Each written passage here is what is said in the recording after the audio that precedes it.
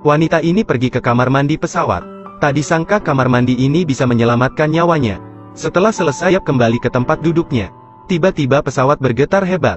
Lisa terhempas ke langit-langit. Ketika Lisa sadar lingkungannya berantakan, Lisa mencoba membuka pintu toilet tetapi tidak bisa, lalu menendangnya dengan keras. Ketika berjalan keluar, Lisa terkejut melihat gunung es besar dan semuanya bersalju.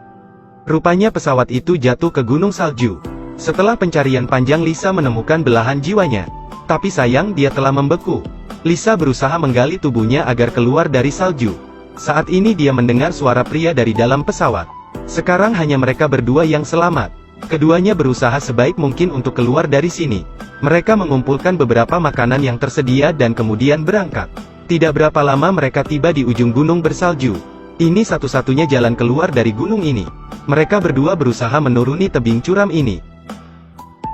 Tapi Lisa fobia ketinggian. Menuruni tebing itu sulit. Lisa tersandung dan hampir jatuh. Untungnya dia ditarik oleh David. Setelah berusaha keras, akhirnya keduanya turun ke belakang gunung. Tapi tebing di sini lebih curam dari puncak. Lisa langsung pusing melihat ke bawah. Mereka harus melangkah dalam langkah kecil di tebing. Lisa melihat jalan di depan terlalu kecil dan takut melangkah lebih jauh. Saat itu David harus mengulurkan tangannya untuk menuntunnya. Wanita dengan kaki yang lemah harus berjuang sampai mati untuk bertahan hidup. Akhirnya dia telah mengatasi ketakutannya di masa lalu.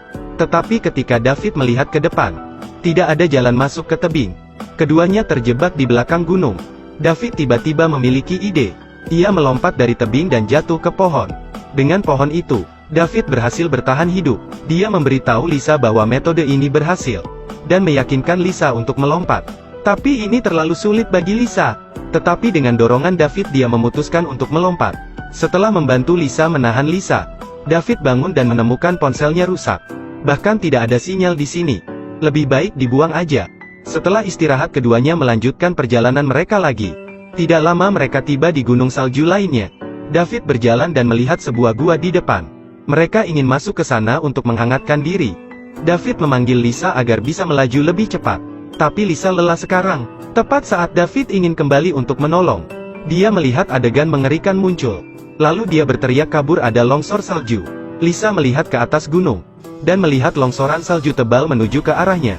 Lisa tertegun sejenak, lalu dalam sekejap mata dia terkubur di salju. Setelah longsoran salju, David yang bersembunyi di gua segera keluar untuk mencari Lisa. Lisa terkubur dalam salju dan tidak bisa bergerak. Dia berusaha meneriakkan dua kata agar David bisa mengidentifikasi lokasi Lisa. Setelah mendengar suaranya, dia mati-matian mencabut setiap potongan salju dari tubuh Lisa. Tapi saljunya begitu tebal. Setelah digali tapi masih belum ada Lisa. Sekarang Lisa tercekik di salju. Di saat-saat sekarat, akhirnya David menemukan lubang hidung dan wajah Lisa. Dia segera mengeluarkan Lisa dengan cepat, lalu menyeret tubuhnya ke dalam gua. Akhirnya keduanya keluar lagi dari bencana. Tidak butuh waktu lama bagi Lisa untuk bangun dari koma.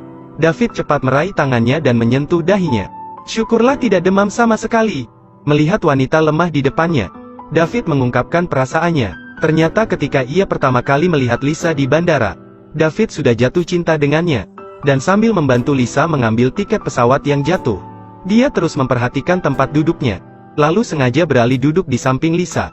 Setelah melalui kesulitan bersama, Lisa pun mulai memiliki perasaan kepadanya. Dia menatap pria yang menyelamatkan nyawanya. Tampaknya Lisa membayangkan adegan keduanya sedang menikah. Semakin malam cuaca mulai luar biasa dingin. David hampir membeku ketika ia memberikan semua pakaiannya kepada Lisa. David mulai menyesalinya. Mungkin seharusnya dia tidak membawa Lisa untuk menyelamatkan diri.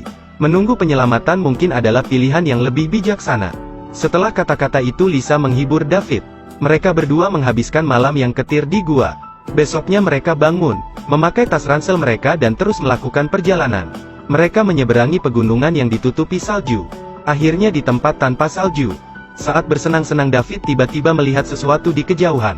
Dia menyuruh Lisa untuk diam dan dia akan pergi untuk memeriksa. David berjalan ke tepi tebing. Ini sungai. Aku melihat sungai. Namun David terpeleset dan jatuh. Lisa berteriak ketakutan. Dia segera mengelilingi sisi jalan untuk memeriksa. David sangat kesakitan sehingga tidak bisa bergerak. Lisa melepaskan jaketnya dan menutupinya. Kemudian memakaikan bantalan di kepala David. Semoga ini meringankan rasa sakitnya. David merasakan lengannya mati rasa. David meminta Lisa mencari obat herbal dan menggunakannya untuk menekan lengannya yang patah. Lisa bergegas mengeluarkan pil pereda nyeri di tasnya dan memberikannya kepada David. Dengan bantuan obat itu David akhirnya merasa lebih baik. Melihat pacar barunya kesakitan membuat Lisa terluka. Namun situasi saat ini tidak memungkinkan Lisa untuk larut dalam kesedihan. Dia harus membantu David untuk melanjutkan hidup. Karena mereka masih belum makan apapun selama ini. Baru saja berjalan sekitar 500 meter dan David tiba-tiba muntah. Keduanya harus beristirahat untuk sementara waktu. Lisa menemukan tempat yang relatif nyaman bagi David, lalu membantunya memeriksa luka David. Lisa menemukan perutnya penuh dengan memar. David menangis saat melihat ini. Tubuhnya tidak bisa bergerak lagi. Tapi David tidak ingin Lisa terjebak dalam situasi ini. Dia memutuskan untuk tinggal dan membiarkan Lisa pergi sendirian. Meskipun Lisa tidak ingin tapi dia harus pergi. Dia meminta David menunggu dia kembali untuk menyelamatkannya.